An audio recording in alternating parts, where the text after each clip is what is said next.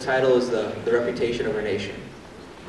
The word reputation is a sin to this nation we call great, and I'm giving this proclamation to you all to prove a point. Just to mention my intentions is slight intervention, frustration, desperation. Our nation's situation is no motivation to be who we want to be.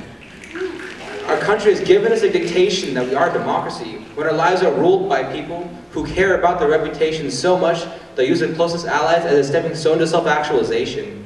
Specifically in high school, these are the ones that are so high they can see the zenith ahead of them. But they didn't make it. They fell on the climb of the summit. On the way down, the life flashed before their eyes, their life of less than 18 years. But who's to blame when they believe in a lifestyle of intoxication? When they landed, they are surrounded by Everest mist, and they'll forever be missed. Once they were smitten, and everyone wanted to be by their side, but now they're frostbitten. The rest of us are still down here at base camp while they are at Camp 4. We're all in preparation for our inclination, so we're looking at the sky and praying for our ascension. We're counting all of our blessings, they're counting all of the mentions. Now focus on what you love, not this drug of calling attention. History said the Civil War ended in 1865, but in truth, every generation since then has been a new confrontation, an opposition that we the people gave authorization. This authorization resulted in the devastation of our great nation.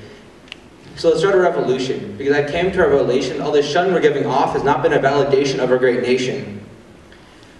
I may come off as sounding sarcastic, but the system we're following is not systematic, it's really quite sadistic, idiotic, moronic, barbaric, unsympathetic. I don't quite get the gist of it.